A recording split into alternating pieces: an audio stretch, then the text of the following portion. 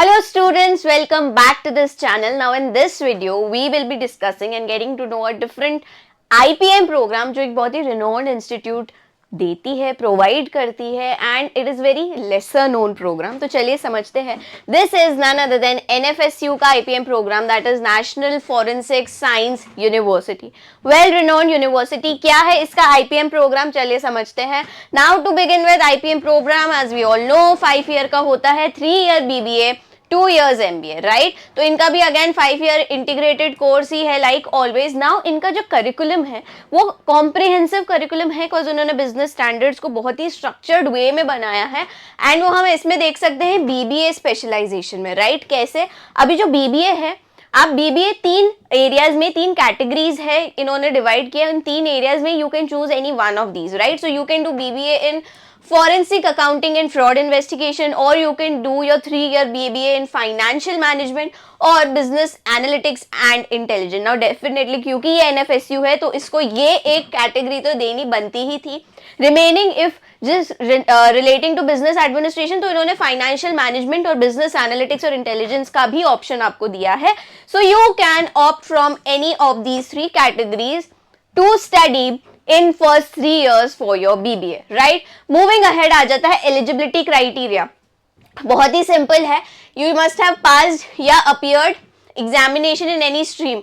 So it's a stream neutral. Now NFSU से क्या आ जाता है? अच्छा, forensic science है, मतलब PCM, PCB होना mandatory? No, it is a stream neutral. So a student from any stream can pursue this course, right. आपके बस ये क्राइटेरिया है 10th और 12th में 60% का क्राइटेरिया है for general OBC EWS and 55% criteria है for SC ST and PWD category candidate. That's all, right. अब जो 12th अपियरिंग स्टूडेंट्स है they can also apply, but वही ड्यूरिंग द एडमिशन जो प्रिस्क्राइब क्राइटेरिया है you must be meeting that. Eligibility criteria हो गया. अब आ जाता है मोड ऑफ एडमिशन क्या है. अब when after passing the eligibility criteria you have to sit for their own entrance test, that is NFAT. okay, अब NFAT जो है अगेन यही यूनिवर्सिटी करवाती है and you will be getting entrance to this university based on this entrance exam. Now let's quickly look at the syllabus as well. What is the syllabus? GK है, logical reasoning है, aptitude है, mathematical reasoning, data interpretation, information and communication. ये जो है ये थोड़ा सा नया है.